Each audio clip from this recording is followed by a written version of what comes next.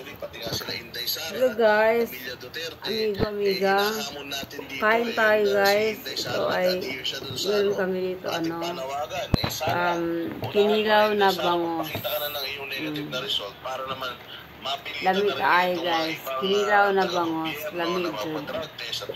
Nga naapod mi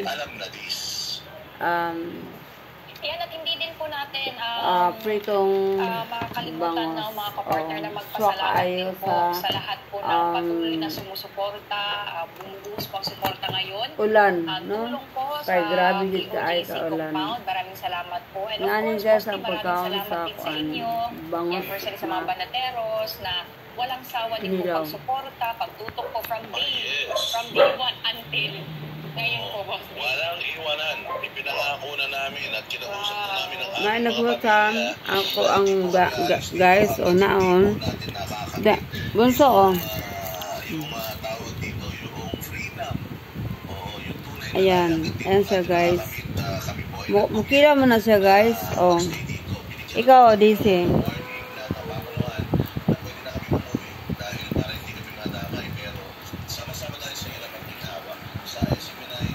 Dino.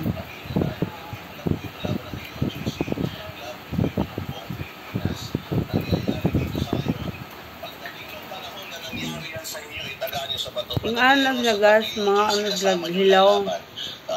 Dito sa mga mura na mo ba? Mga amigilaw. Esa, bunso.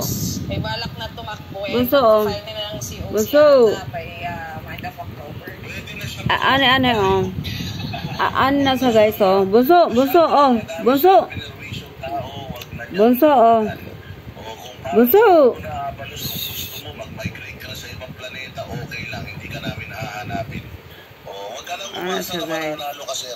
Pabutuhin mo ba yan, Boss E? Kahit bayaran mo ako ng milyon-milyon, hindi natin iboboto tong hayop na ito dahil yun nga ina-advokasya natin na mawala sa kapangyarihan ang mga ganit, sa kapangyarihan at mga mapang-abuso. Oo, kitang-kita mo naman kung gaano kabastos ito. Sa Senado na nga lang, isang relihiyon binastos niya, ikaw pa kaya na isang Pilipino. Diba, kung kaya niyang mabuhin ng isang relihiyon, napay kanin. Kahit sino, walang walang kaluluwa ito. Sabi nga sa mga comments sa mga netizen, baka din daw itong si Abalos. Pag ako guys, advice na ako, no?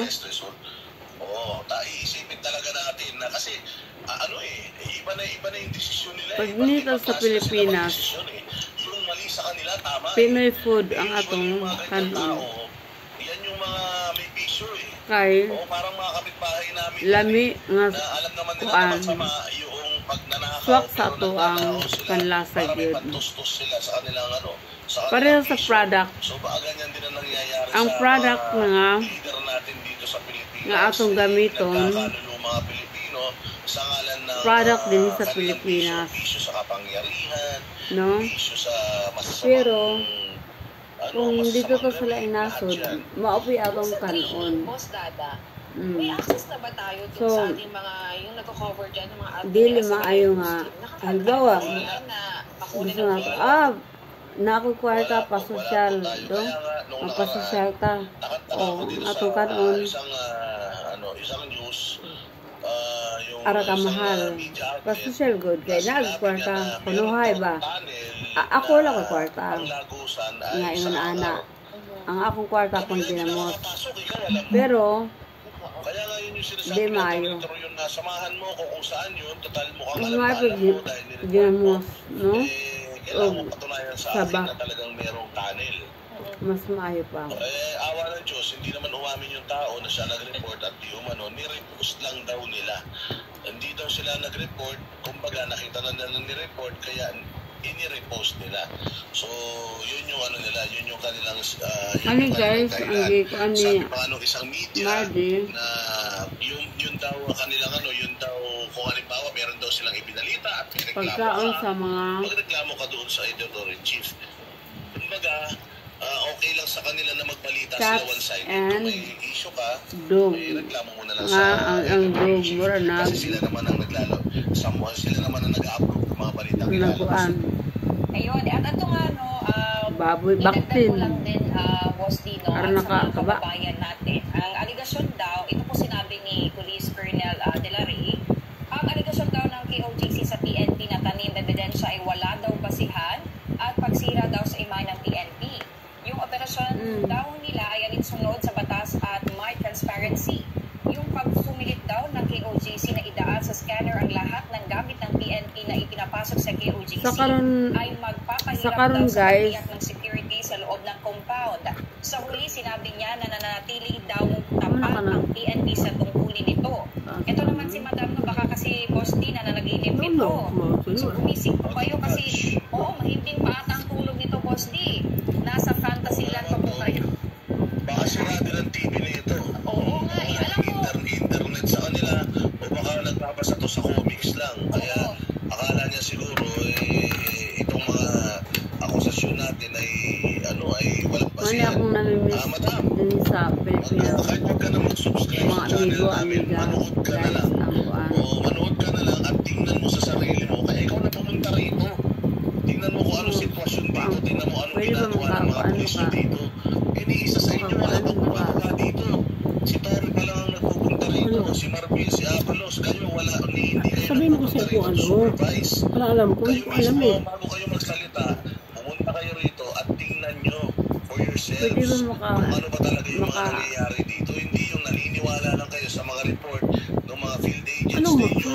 Tapos yun ay ilalabas ninyo mga balita. Magpatay, Kaliwat kanan na po. Ito ba, sabi ko kasi magre-reklamo pa kami na mayroong pagmamalabis dito kung walang pagmamalabis. Hindi ba?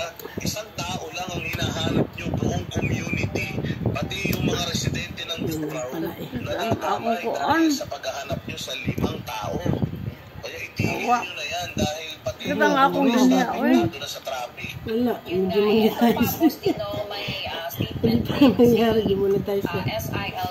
ayan, Benagabalos, regarding po ito sa secret hallways na natagpuan at KOJC Cathedral. Sabi po niya, napakahirap sa totoo lang. Kinukuha natin ang mga plano mismo nito sa office ng engineer ng City of Davao kung ito ay nakadeklara o hindi. Kasi kung hindi nakadeklara ito, it's a violation. Kapag hindi nakadeklara lahat ng things na ginawa at binuot, grabe sa gentle na maghalo kay si Pacquiao.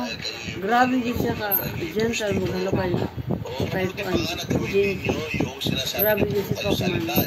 Kunin nyo na lang yung blueprint ng property na ito at ng mga itinayong mga structures dito dyan sa City Hall, sa City Engineering's Office siguro yan. Natinga na lang din si pumunta ka rito. Siya nagharap sa iyo ka nag-anak naman ko siya. Ay naghalo kay hindi ni Pacquiao.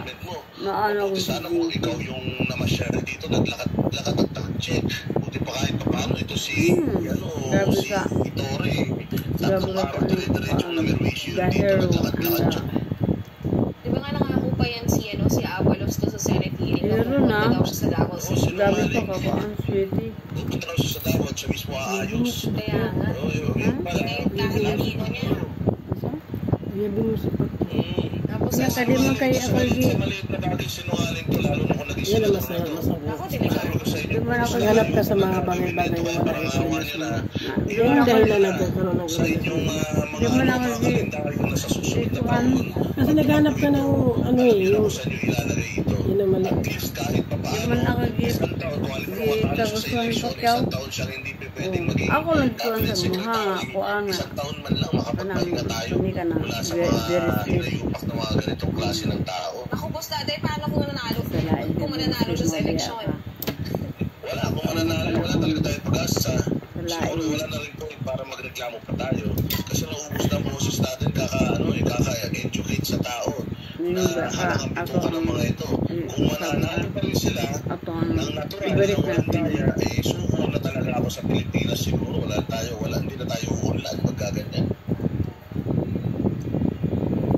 Pero, Boss Dada, Mahaba yan, sa mga pangyayari, minsan yung mga kasinungalingan na pinagkakalat na naghihintay sila. ay sinasabi din ng Yung sa may mukha ko. Hindi lang gulo. Ha? At sa ginta, hindi lang gulo. Kaya nga. Oh. Magbuti ka na. Oh. Halika. Come. Come. Oh. Hindi na maayo. Oh, come. Go.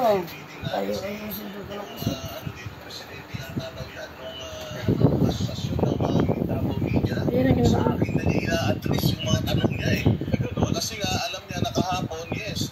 Dahil alam niya nakahapon, talagang inaano ko sila, sinita ko sila. Kasi mali talaga eh. Pagka man ani, guys, magkuhan ko maglaba.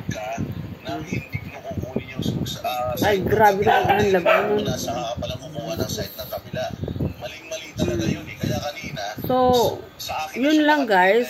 So, ngayon kay karon kay kuan man ko. Ano na ako katiguang kaayo. Di na pareha sa una no. Bubata-bata pa. Ang ako mga busy diha ano. I miss you so much all. Bibisitahin ko ang mga channel niyo lahat. No, pag next month na mga igala kay medyo busy pa ko karon, no? So ako ra ko ang inyong mga luto tanan, luto fishing kung unsa pa Sir Dan ang grabe ka successful no sa ato tanan. So mo-adore ko, no? So, maara to. Thank you so much for watching. And, please, palambi naman ko din. Like, share, and pa-subscribe naman po. Kasi, pila ka may pag-pila ka ng subscribe, no? Nya ka ng like. And then, comment na lang po, no? Na guwapo lagi ka G char dili good tiguang na lagi ka karon G syempre mutubagid ko anak pag mayon gani nga tiguang na lagi ka karon G mutubagid ko anak bungga ora to thank you so much good night.